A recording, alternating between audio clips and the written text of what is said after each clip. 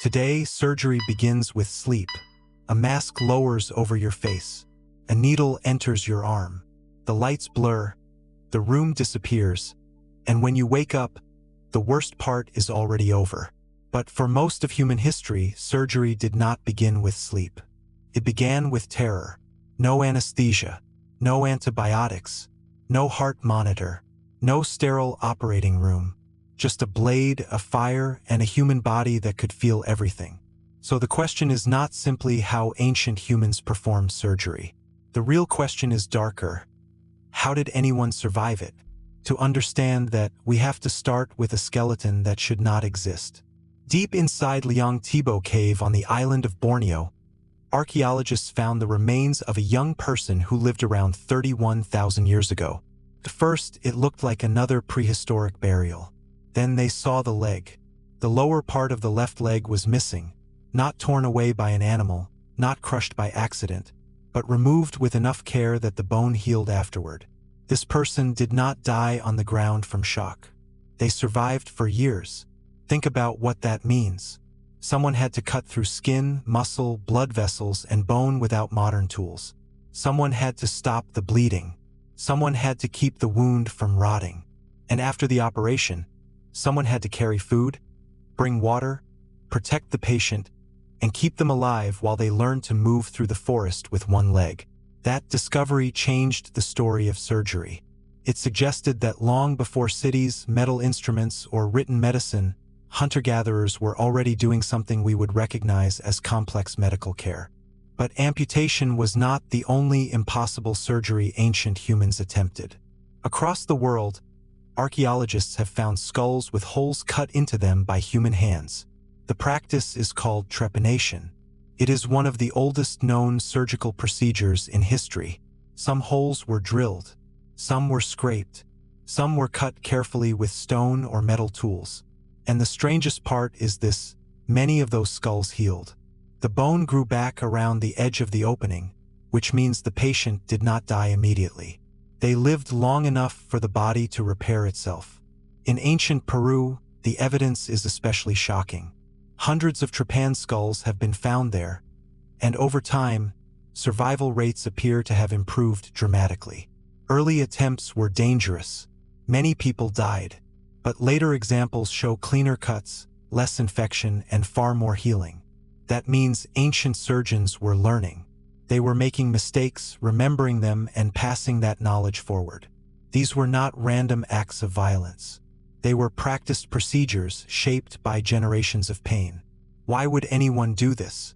Sometimes the skull had been fractured by war, a fall, or a blow from a weapon. Sometimes the patient may have suffered seizures, swelling, headaches, or strange behavior that ancient people believed came from something trapped inside the head. They did not have brain scans. They did not know about neurons or bacteria, but they understood one brutal truth. When pressure, injury, or sickness was inside the skull, doing nothing could also mean death. And this is where the story becomes even harder to imagine. How did they deal with the pain? The answer is not that they had anesthesia in the way we understand it. They did not have ether. They did not have chloroform. They did not have a trained anesthesiologist watching breath, pulse, and blood pressure. What they had was cruder, riskier, and far less reliable. Alcohol, opium, mandrake, henbane, cannabis in some cultures, and other plants that could dull the senses, cloud the mind, or drag the patient toward unconsciousness. But these substances were a gamble. Too little, and the patient stayed awake through every cut.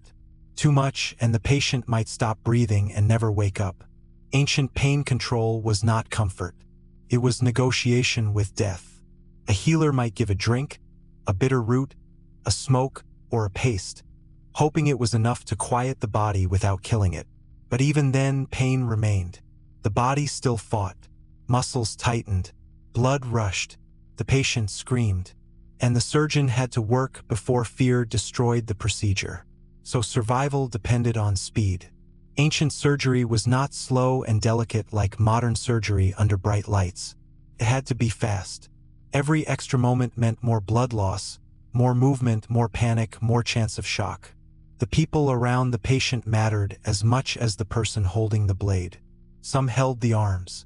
Some held the legs. Someone wiped blood away. Someone kept the fire going.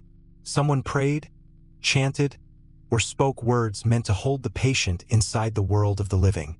The tools were simple but not necessarily primitive. Stone blades, especially obsidian, can be incredibly sharp, sharper than many people expect. Bone awls, flint knives, copper instruments, bronze tools, and later iron blades gave healers ways to cut, scrape, pierce, and remove damaged tissue. In ancient Egypt, surgical knowledge became organized enough to appear in texts like the Edwin Smith Papyrus, a medical document that described injuries, examinations, diagnoses, and treatments with surprising practicality. By then, surgery was no longer only memory around a fire. It was becoming a system. But pain was never the only enemy. The real killer often came after the operation. Infection, fever, rot. A wound that looked closed could turn red, swell, leak pus, and kill days later. Ancient humans did not know what bacteria were. They could not see the invisible life crawling into an open wound.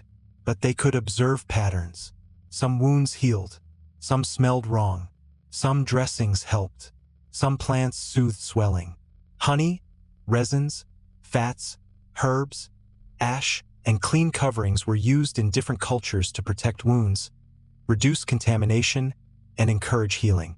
They were not practicing modern germ theory. They were practicing survival theory. Someone tried something. If the patient died, the lesson was harsh. If the patient lived, the lesson was remembered. Over thousands of years, that memory became medicine. Not written in textbooks at first, but carried in the hands of healers, elders, shamans, mothers, hunters, and anyone who had watched blood, pain, and recovery closely enough to learn. This is why the healer was one of the most important people in any ancient group. Before hospitals, knowledge had a body. It lived inside a person. The healer knew which plant could calm pain, which wound was hopeless, which bone might be set, which bleeding had to be stopped immediately, and which patient needed to be kept warm through the night. Lose that healer, and the tribe did not just lose a person. It lost a living medical library, and the patient did not survive alone. That may be the most important part. Surgery before anesthesia required a community. After an amputation, someone had to feed you. After a skull operation, someone had to watch you breathe. After a wound, someone had to change the dressing, keep flies away, bring water, share food, and protect you when you could not protect yourself. The first hospital was not a building. It was a circle of people refusing to walk away. That is why ancient surgery is so terrifying and so human at the same time. It was bloody. It was risky. It was often desperate. Many people died, but some lived, and every survivor proved that the body could endure more than anyone thought. A healed skull, a sealed bone, an amputated limb that did not end in death. These were not just medical facts. They were messages from the deep past. They tell us that surgery did not begin as a clean science. It began as a decision made in fear. Someone was dying. Someone else picked up a blade. And around them, the tribe held its breath. No monitors beeped. No anesthesia softened the moment. No antibiotics waited afterward. Only skill, memory, speed, plants, fire, and care stood between life and death.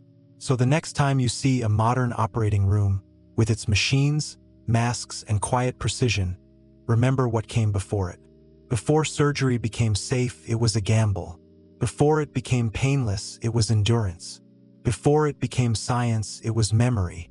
And long before medicine could explain the body, one human being looked at another human being in pain and chose not to give up.